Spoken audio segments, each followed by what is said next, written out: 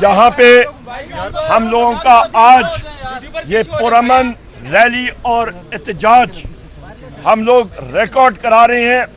یہاں پہ سابقہ اسپیکر قومی اسمبلی میری دائیں طرف پہ،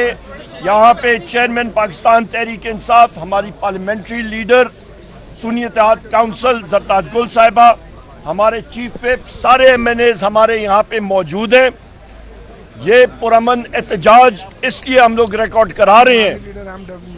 ہمارے parliamentary leader M W M ہمارے ساتھ ہیں، سینیٹرز حضرات ہیں. یہ پرامن احتجاج اس لیے ریکارڈ ہو رہا ہے کیونکہ ہمارے محبوب قائد وزیر اعظم عمران خان صاحب، بشرا بی بی، ہماری وائس چیئرمین مخدوم شاہ محمود قریشی صاحب جن کی آج سالگرہ بھی ہے، ڈاکٹر یاسمین راشد صاحبہ، ہمارے طیبہ راجہ صاحبہ جو ریلیز ہو گئی ہیں، ہماری عالیہ حمزہ صاحبہ، صنم جاوید صاحبہ، ہمارے چودھری اعجاز صاحب سینیٹر صاحب، میاں محمود رشید صاحب، عمر چیمہ صاحب، اور ہمارے حسان نیازی صاحب جو ملٹری کورٹ میں ہیں، اور 100 کے قریب ہمارے جو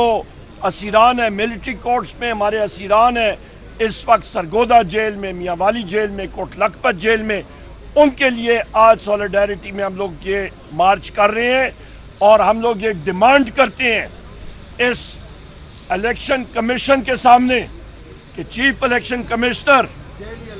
جو اور اس کے ساتھ جو اس کے کمیشن کے لوگ ہیں، 4 کمشنر حضرات ہیں، وہ سکندر سلطان راجہ اور سارے فل فور مستعفیوں، کیونکہ انہوں نے عدالتوں کے سامنے جھوٹ بولا تھا. انہوں نے اس وقت الیکشن کو ڈیلے کرنے کے لیے، اس کو مؤخر کرنے کے لیے کہا تھا کہ ان کے پاس پورا بجٹ نہیں ہے. اور جب دستاویزات بجٹ کی سامنے آئیں اور بجٹ سپیچ میں واضح طور پہ میں نے بتایا کہ جو بجٹ انہوں نے مانگا تھا 46 ارب روپے کا،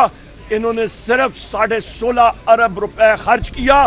اس الیکشن کمیشن کا ایک ہی کام تھا کہ وہ صاف شفاف الیکشن کرائیں، اور اس پہ بھی وہ ناکام ہوئے ہیں اور ہماری سیٹیں چوری کی گئی ہیں. 180 سیٹیں ہماری ہونی تھی اور ہمارے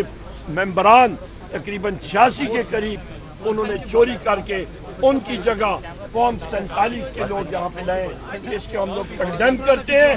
اور اس میں ایک اہم چیز بتاتا چلوں جو میرے وزیر اعظم عمران خان صاحب نے بارہا بولا ہے کہ اس قوم کو ترقی کرنے کے لیے رول آف لا ہونا چاہیے، یہاں پہ ماحول پرامن ہونا چاہیے. اور کل چین کے جو یہاں پہ جو منسٹر صاحبان آئے ہیں انہوں نے بھی واضح طور پہ کہا ہے، اور قومی اسمبلی میں بھی اس کو میں نے آج پوائنٹ آؤٹ کیا کہ پاکستان کی سی پیک کو سب سے بڑا خطرہ لاحق ہے وہ آپ کا ہے بدامنی کا، سیکیورٹی کا. لہٰذا حکومت وقت کو ہوش کے ناخن لینے چاہیے. اور بالفور میں نے ڈیمانڈ بھی کی ہے فلور آف دا ہاؤس پہ کہ انٹیلیجنس ایجنسیز کو جتنی ہماری ہیں، چاہے وہ آئی ایس آئی ہو، ملٹری انٹیلیجنس ہو، ایف آئی یو ہو، اسپیشل برانچ ہو، انٹیلیجنس بیورو، سارے کے ساروں کو لائن حاضر کرنا چاہیے اور ان سے پوچھ گچھ کرنی چاہیے کہ یہ انٹیلیجنس فیلئر ہوا ہے اور یہ کیوں ہوا ہے. اور اس کی بنیادی وجہ یہ ہے کہ جتنی انٹیلیجنس ایجنسیز ہیں وہ اپنا فرض پورا نہیں کر رہی ہیں، بجائے وہ دہشت گردوں کے پیچھے جائیں. وہ پاکستان تحریک انصاف کے نہتے ورکرز کے خلاف آپریشنز کر رہے ہیں. اور ویگو ڈالوں کے ذریعے آپ میڈیا حضرات کو اور پاکستان تحریک انصاف کے لوگوں کا تعاقب کر رہے ہیں. ان کو ہدف اپنا چینج کرنا چاہیے اور دہشت گردوں کے خلاف جانا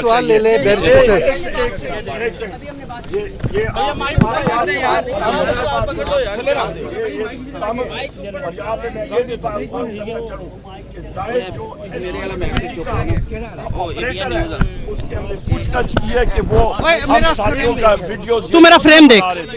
اوور ٹو یو اسپیکر صاحب. ایک بات ہم لوگ کریں گے. میں اس موقع پہ جو بات ہے بیرسٹر گوہر صاحب اور عمر صاحب نے کہی کہ عمران خان کے اوپر جو ناجائز مقدمات بنائے گئے، جو عمران خان کے خلاف ناجائز مقدمات بنائے گئے،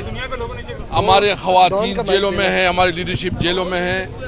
صرف اس وجہ سے کہ اس نے پاکستان کی ساورنٹی کی بات، صرف اس وجہ سے کہ وہ پاکستان کی جو دنیا میں جنگ سائی ہو رہی ہے، پاکستان کو ایک غلام کی طرح ٹریٹ کیا جا رہا ہے۔ عمران خان نے کہا نہیں، ہم پاکستانی قوم ہیں، ہم غیرت مند قوم ہیں، ہم کسی کی غلام نہیں ہیں، اس وجہ سے آج وہ جیل میں ہے۔ میں ایک اور مطالبہ کرنا چاہتا ہوں، گور صاحب بھی ہے، یہ جو ہمارے جو مسنگ پرسن کا کیس اور خاص کر جو فوجی ٹرائل میں ہمارے کیسز ہو رہے ہیں اور جو اس کا بینچ ہے وہ ٹوٹ گیا ہے، اور اس کی وجہ سے ہمارے وہ بیچارے کارکن جو اس وقت جیلوں میں ہیں اور انتہائی پریشان ہیں، اس میں جو سمیع وزیر ہے بنو سی، وہ بہت برے حال میں، اس کی جو ہے نا وہ بیماری کے حال میں۔ ہم مطالبہ کرتے ہیں کہ ان کو یہ کیس جلد از جلد فکس کیا جائے۔ چیف جسٹس جو ہے نا، میں مطالبہ کرتا ہوں چیف جسٹس سے کہ فوری طور پر جو فوجی عدالتوں کے حوالے سے جو ٹرائل ہو رہی تھی ٹوٹ گیا ہے، اس کو نیا کنسٹیٹیوٹ کیا جائے، اور ان بچوں کو جو ناجائز طور پر آرمی ٹرائل کا سامنا کر رہے ہیں، ان کو جو ہے نا ان کا کیس سنا جائے۔ بہت شکریہ۔ سرتاج گل صاحبہ پارلیمنٹ کے لیڈر ہماری، ایک منٹ ہم لوگ کویشچن بھی کریں، پہلے ان کی بات سر تھوڑا ٹائم دے دیں۔ ٹائم آپ کے پاس ہے بھائی، انتظار کریں جی کریں۔ ارسلان دیکھیں یار بھائی، جتنا پکڑ سکوں گا میں پکڑ لوں گا۔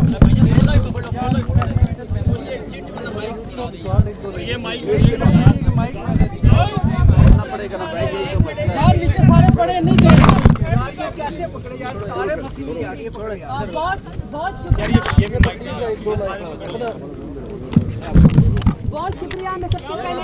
میڈیا کا شکریہ ادا کرتی ہوں، کیونکہ ہم جو آواز پارلیمان میں ہماری بات نہیں سنی جاتی ہے،